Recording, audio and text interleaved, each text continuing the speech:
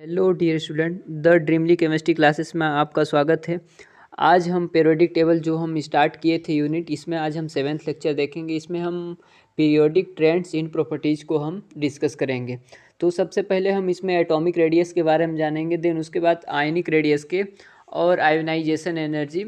इसी तरह से हम आगे बढ़ते जाएंगे, जो कि पीरियोडिक प्रॉपर्टीज़ का हमारा जो यूनिट चल रहा था, इसका 7th लेक्चर है। और एक आपके लिए बात बता दूं कि ये जो मेरा क्लास है, ये पांडे केमिस्ट्री क्लासेस के नाम से भी कुछ थंबनेल लगा हुआ है, और पहले नाम इसका पांडे केमिस्ट्री क्लासेस ही था, तो किन्हीं कारणों से मेरे को नाम चेंज करना पड़ा। तो द ड्रीमली केमिस्ट्री क्लासेस को आप लाइक कीजिए, सब्सक्राइब कीजिए और अपने दोस्तों में शेयर कीजिए।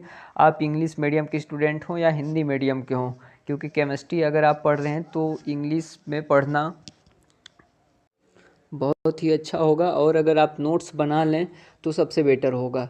तो आज हम देखते हैं एटॉमिक रेडियस के बारे में।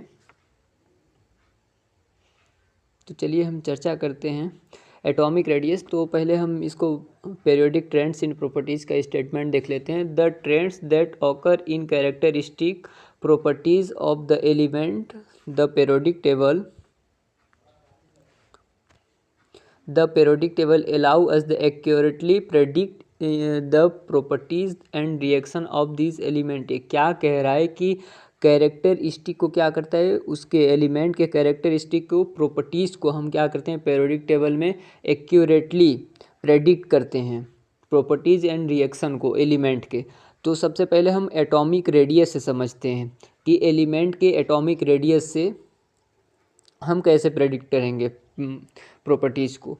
तो चलिए हम देखते हैं atomic radius. The radius of the atom is the distance from the nucleus to the outer most electron और अप टू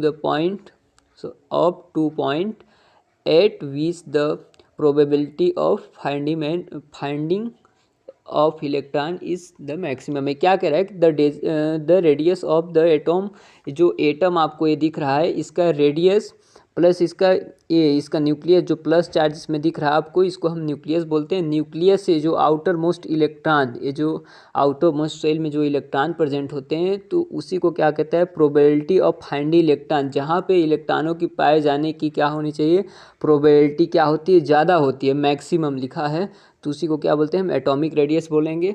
तो हम इसी को फाइंड आउट करने के लिए हम क्या करते हैं, 3 और रूल्स को हम पढ़ते हैं, जिसमें कि 3 काइंड्स ऑफ एटॉमिक रेडियस जिसे हम मेजर करते हैं। तो है देखिए, since the atom are not available in the atomic state in most of the case 3 kinds of atomic radius are measured for any atom and these are covalent radius, van der वाल radius और metallic radius. से क्या कह रहा है कि जैसे available atomic state में सब, अगर हम किसी केस में अगर हमको इलेक्ट्रॉन अवेलेबल नहीं होता है, तो उसके लिए हम क्या पढ़ते हैं 3 काइंड्स उसका एटॉमिक रेडियस को मेजर करने के लिए हम पढ़ते हैं, जिसमें एटॉमिक रेडियस, वांडर वाल रेडियस एंड मेटेलिक रेडियस को हम देखते हैं। तो चलिए देखते हैं नेक्स्ट स्लाइड में। The 3 types of atomic radius are discuss as follow. तो हम नेक्स्ट स्लाइड में चलते हैं। इस स्लाइड को आप पॉज करके आप नोट्स बना लीजिए। अगर आपको कहीं पे किसी भी पॉइंट में अगर आपको प्रॉब्लम होती है तो आप कमेंट बॉक्स में कमेंट कीजिए, मैं कमेंट का रिप्लाई ज़रूर करूँगा। तो चलिए देखते हैं फर्स्ट हमारा कोवेलेंट रेडियस। तो कोवेलेंट रेडियस क्या होता है, the covalent radius of an element represent the contribution of that element to length of a bond that is predominantly covalent। For example, the covalent radius of any element A, क्या कह रहा है, any element A to be 1/2 of the internuclear distance in the homonuclear diatomic molecule. Homonuclear क्या बोलते हैं, क्योंकि 2 atom के जो क्या होते हैं इंटर न्यूक्लियर का जो डिस्टेंस है RC = DA-A/2 आपको जो दिख रहा है, इसी को बता रहा है इंटर न्यूक्लियस से 2 एटॉमिक रेडियस के कंट्रीब्यूशन से जो मिलके बॉन्ड बनता है उसको हम कोवेलेंट रेडियस बोलते हैं। जैसे कि ए आपको दिख रहा है, 2 एटम ए दिख रहा है, डायटॉमिक है, होमोन्यूक्लियर। तो इसमें क्या है, दोनों के एलिमेंट के कंट्रीब्यूशन से बना हुआ है, तो उसके बीच का जो बॉन्ड लेंथ है inter nuclear distance RC = DA-A/2, इसको क्या बोलते हैं हम इंटर न्यूक्लियर डिस्टेंस, और एक कोवेलेंट रेडियस इसी से मिलके बना होता है। 2 एटम के क्या होता है ओवरलैप से मिलके बना होता है। तो इसको समझते हैं, आपको दिख रहा होगा। आई होप कि आप अंडरस्टैंड कर पा रहे हैं। तो देखिए इसमें दो, ये क्या है, ये दो एटम, ये आपको दिख रहे हैं, एटम ए है, एटम ए है, तो ये डायटोमिक एटम है। तो इसमें क्या कह रहा है, ये इसके दोनों के ओवरलैप से जो यहाँ पे ये बना रहे, जो बॉन्ड बना रहे हैं यहाँ पे, और इसी को ओवरलैप से क्या बोलते हैं, कोवेलेंट रेडियस, इसी को क्या बोलते हैं हम, कोवेलेंट रेडियस बोलते हैं। तो the atomic radius of an element represent to contribution that element to the length of a bond that is predominantly covalent। For example यही है हमारा कि दो, इसको हम जनरली बस ऐसे याद रख सकते हैं कि कोवेलेंट रेडियस क्या होता है, दो एटम के बीच के जो एलिमेंट होता है उनके जस्ट ओवरलैप से हमारा फॉर्म होता है, और इनके इंटरन्यूक्लियर बीच के डिस्टेंस को हम क्या बोलते हैं, आर सी इक्वल D-A-2। तो ये फिगर है covalent radius of homonuclear diatomic molecule. The covalent radius is given bye RC equal A-A/2। इसका कोवेलेंट रेडियस कितना होता है, RC इक्वल, R क्यों लिए हैं, R उसका रेडियस हो गया, और C क्या हो गया, कोवेलेंट रेडियस के लिए C यूज किए हैं हम। तो इसमें है नीचे where DA-A is the internuclear distance between the two same atom when they are covalently bonded. ये क्या कह रहा है, A- जो है वो क्या है, दो इंटरन्यूक्लियर डिस्टेंस है दो एटम के बीच का। तो चलिए हम नेक्स्ट चलते हैं, नेक्स्ट स्लाइड में। आप इसको भी पॉज करके नोट बना लीजिए, स्क्रीनशॉट ले लीजिए। फिर हम देखते हैं मेटेलिक रेडियस। ये क्या कहता है, for metals the metallic radius is defined as the half of the internuclear distance separating two adjacent metal atom in a metallic lattice. Figure में शो हो रहा है metallic radius is given by, ये क्या कह रहा है कि जो मेटेलिक रेडियस होता है, दो मेटेलिक रेडियस के क्या होता है, 1/2 द इंटरन्यूक्लियर डिस्टेंस। इसका क्या होगा, ये एरो निशान आपको दिख रहा है, इन दोनों की जो हाफ होगा यहाँ से यहाँ, उसको क्या बोलेंगे हम, इंटरन्यूक्लियर डिस्टेंस को सेपरेट करके, और दो एडजेसेंट मेटल एटम है, इसमें क्या होता है, जस्ट टच होता है। ये जो दो मेटल आपको M दिख रहे हैं, इनका क्या होता है, बस जस्ट ये टच होते हैं एक दूसरे में, तो उन्हीं के जो बीच का इंटरन्यूक्लियर डिस्टेंस होगा उसी को हम बोलते हैं मेटेलिक रेडियस, उन दोनों के बीच का हम रेडियस निकालते हैं। तो इसमें क्या होता है, जस्ट उसमें ओवरलैप था तो कोवेलेंट रेडियस बोले थे, इसमें जस्ट क्या है, उसका टच हुआ है, तो इसको हम क्या बोलते हैं, मेटेलिक रेडियस। तो इसका मेटेलिक रेडियस क्या, इन दोनों के बीच का ये इंटरन्यूक्लियर डिस्टेंस कितना होगा, DM-M। M इसमें क्या है, मेटेलिक रेडियस, D क्या है, उसका डिस्टेंस है।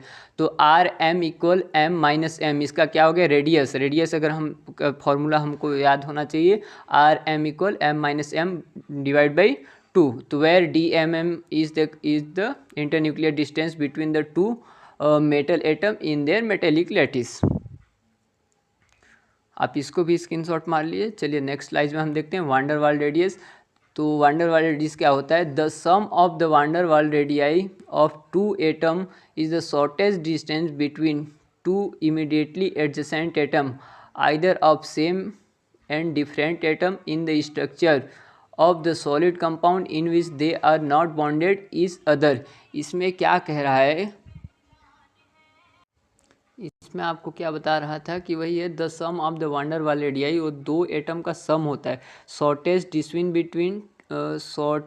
Distance between two immediately adjacent atom. इसका क्या कह रहा है, एडजेसेंट एटम, ये आपको दिख रहा है, ये दो एटम एलिमेंट दिख रहे हैं, ये जो दो एटम साइड का, उसको क्या बोलते हैं हम, एडजेसेंट एटम बोलते हैं। आइदर जो एडजेसेंट एटम होते हैं, आइदर वो क्या होते हैं, सेम और डिफरेंट। ये जो एडजेसेंट एटम है, क्या इन दोनों एटम से क्या हो सकते हैं, सेम हो सकते हैं या डिफरेंट हो सकते हैं, in structure of the solid compound in which they are not bonded to each other. ये क्या कह रहा है कि ये एक दूसरे से बॉन्डेड नहीं होते हैं। ये जो आपको दिख रहा है, ये दोनों कंपाउंड दिख रहे हैं, ये एक दूसरे से, they are solid compound which are they are not bonded in each, एक दूसरे से क्या है, बॉन्डेड नहीं होते हैं। आप इससे समझिए, और इस फिगर से आपको नहीं हो रहा है तो जस्ट आप समझ लीजिए कि ये दो हैं तो इसके डिस्टेंस में होते हैं, ये जस्ट इनका क्या होता है, इंट्रैक्शन होता है एडजेसेंट एटम से, जस्ट इंट्रैक्शन होता है, जैसे कि नोबेल गैस। फुली फिल्ड होते हैं बॉन्ड बनाते नहीं हैं, और बॉन्ड बनाते नहीं तो उनके बीच में इंट्रैक्शन हो सकता है, क्योंकि वहाँ पे जब उसकी वैलेंसी पूरी कंप्लीट होगी तो वो बॉन्ड बनाएगा ही नहीं। तो क्या होगा, जस्ट वो इंटरेक्ट करता है एक दूसरे से, एडजेसेंट में होता है। आपको ये दिख रहे हैं, तो यही दो एडजेसेंट लगे हुए हैं इसमें, और इनका रेडियस निकाला गया हमारे बीच वाले का D A minus van der Waals radius is given by D V, D distance हो गया, वी क्या हो गया वांडर वाल radius, A minus A by 2। If any particular element can provide all three kinds of radius, ये क्या कह रहा है कि एलिमेंट जो होते हैं पर्टिकुलर थ्री काइंड्स ऑफ के रेडियस को हम प्रोवाइड कराते हैं, जिसमें कि वांडर वाल रेडियस, इसमें डिस्टेंस क्या होता है, ज़्यादा होता है वांडर वाल रेडियस का। फिर मेटेलिक रेडियस का आप देखे थे, इसमें जस्ट टच होता है, इसमें इंट्रैक्शन होता है, उसमें टच होता है, और आरसी कोवेलेंट में एक दूसरे से क्या होते हैं, ओवरलैप होते हैं। तो ये बता रहे otherwise generally van der Waals radius ज़्यादा होता है कोवेलेंट रेडियस से। हम इसको याद रख सकते हैं इस तरह से। नेक्स्ट स्लाइड में चलते हैं। नोट यहाँ पे क्या लिखा है, the radius of the inert gas element, वही बता रहा था 18 ग्रुप के, the radius of inert gas element is generally express in term of only van der वाल radius because most of the these gases other than xenon and krypton do not form chemical compound. In the compounds xenon and krypton with oxygen and fluorine, the radii are expressed in term of covalent radius। ये क्या कह रहा है कि जो inert gases होते हैं generally express in term of क्या करते हैं, वांडर वाल radius, because the most of this gases क्या होती हैं, जेनॉन एंड क्रिप्टॉन, जिसमें कि और do not form the chemical compound, वो केमिकल कंपाउंड को फॉर्म नहीं करता है।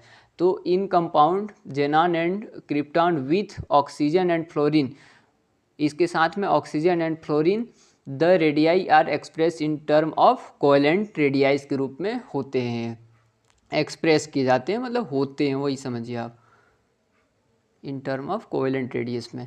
तो हम जनरली क्या जानते हैं, इस स्टेटमेंट को, इम्पॉर्टेंट स्टेटमेंट है, इसको आप लिख लीजिए, नोट डाउन कर लीजिए।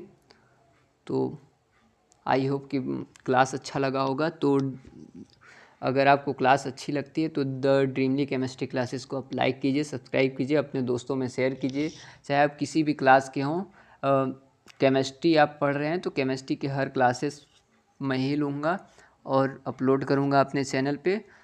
तो पांडे केमिस्ट्री क्लासेस को लाइक कीजिए, सब्सक्राइब कीजिए। Thank you so much for watching this video.